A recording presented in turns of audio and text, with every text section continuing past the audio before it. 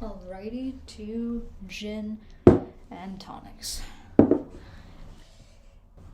Hey, are we supposed to be 2 meters apart? I think it's fine if you're the same person. Good point.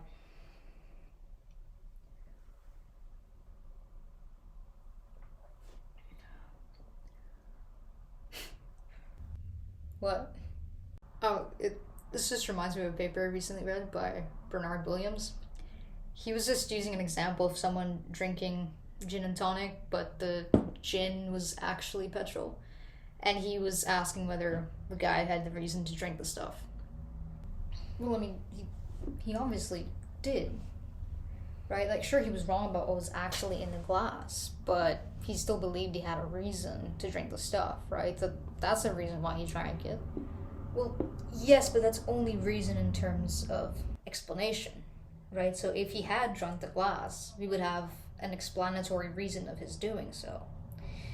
But it's also as obvious that he shouldn't have drank it. So, like a normative reason?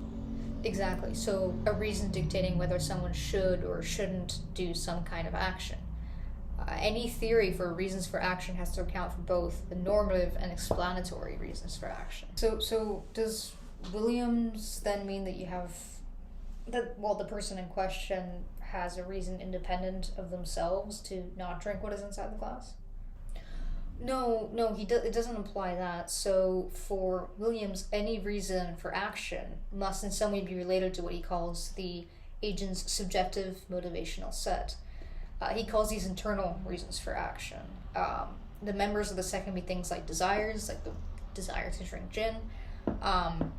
What you're talking about sounds more like external reasons for action, and he doesn't believe that those exist. They have nothing to do with your subjective motivational set. Okay, wait. Let's just back up a second. The guy we're speaking of, call him Bob. He does have a motivation to drink what's inside the glass, right? I mean, like, sure, he's wrong about what's actually inside the glass, but it doesn't seem to matter in constituting his motivation to drink what's inside the glass. Okay, so you're right in that true and false beliefs don't alter the form of explanation, but as we just discussed, internal reasons are concerned with more than just explanation, right? They're concerned with the agent's rationality, with what they have reason to do. So for Williams, no element X in your subjective motivational set can ever provide you with a reason for action if either the existence of X is based on a false belief or the agent's belief that X is relevant in their action is false. So in the first scenario, Bob mistakenly takes what's inside the glass to be gin. So his conviction to drink what's in the glass is based on a false belief. So William argues he has no normative reason to drink what's inside the glass. In the second scenario, given that his motivation is the desire to drink gin, drinking what is inside the glass, i.e. the petrol, in no way furthers his project of drinking gin, even if he thinks it does. So both of these cases provide no normative reason for Bob to drink what is inside the glass, according to Williams. Okay, so for Williams, Bob has no reason to drink the stuff because it's either based on a false belief or at least that it's false that what he's drinking is furthering his project to drink gin. Right, so crucially what this means is that not every motivation in Bob's subjective motivational set will actually constitute an internal reason, especially if they're based on something like a false belief. Well, which motivations give rise to internal reason statements? Like, is there some kind of demarcation for how we come up with internal reason statements? Yeah, so there's no clear-cut way, but Williams does argue that internal reason statements are discoverable through what he calls a deliberation process, kind of like a practical reasoning. So let's say that you have the desire or motivation to be healthier. So then you rationally deliberate on this desire of yours, and you come to realize that the best course of action for you to further your project of being healthier is to sign up to the gym. So now you have a new desire or new motivation to go to the gym. Now, obviously, the means end deliberation isn't the only kind of deliberation, but the point here is that no new motivation that you have can ever just appear out of thin air. It always has to be rationally related to existing motivations in your subjective motivational set. Okay, so what you're saying is that the subjective motivational set can grow and shrink, so it's not static? Exactly, it's not static. Okay, so let me just see if I can piece everything together here.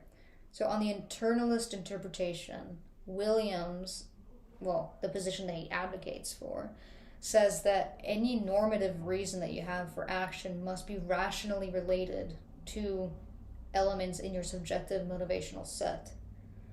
And these reasons, these internal reasons, are discovered through a deliberative process from within this set, which is essentially plastic.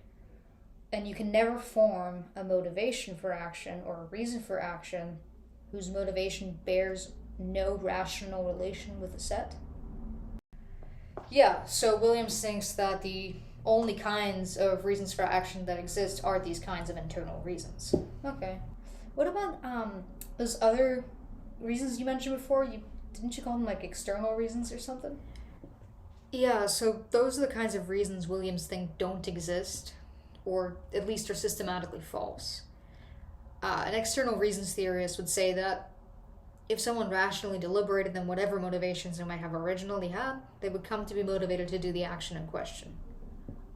Wait, so external reason statements imply that our motivation don't have to be rationally related to our prior existing motivations? So what, the new motivation just comes out of thin air? That seems kind of weird, doesn't it? Well, he'd agree with you there, but let me ask you this. Do you think, regardless of what you desire, that it's wrong to kill someone for fun? Well, yeah. Well, then you believe in the existence of Kant's categorical imperatives, or reason-action statements that are true independent of your subjective motivational set. Categorical imperatives are a kind of external reason statement, although the converse is not true. Well, okay, so maybe they can give you like a normative reason for action, but that's not enough, right? Like they can't give you the explanatory reason that we need for like why Bob actually drank the gin. And we already agreed that any theory for reasons for action needs both. Not alone, no. So unlike internal reasons, external reasons require some kind of further psychological link. For them, it's belief. So in Williams's interpretation, the external theorist would say that your belief in the consideration that you should not kill someone for fun is enough to motivate you to act in accordance with the consideration. Simply put, you acquire the motivation because you believe the reason statement. Okay, I see. So just to sum this up, external reason statements imply that if an agent rationally deliberated, then whatever motivations she may have had in the past, she would come to be motivated to perform the action in question. And this new motivation is acquired by believing in the external reason statement as constituting a reason for you to act. So say I come to believe the external reason statements that I shouldn't eat animals regardless of my desires. This belief now constitutes a motivation for me to act in accordance with it, and so the external reasons theory can offer both a normative and explanatory reason for my action. That's exactly right. Okay. I see. I mean, the external reasons theory seems pretty plausible. What is Williams's argument against it? Well, there's a few interpretations of his argument. Mine is that he just seems to believe that the conditions for the existence of external reasons to be met seems impossible. So what, he just flat out denies their existence?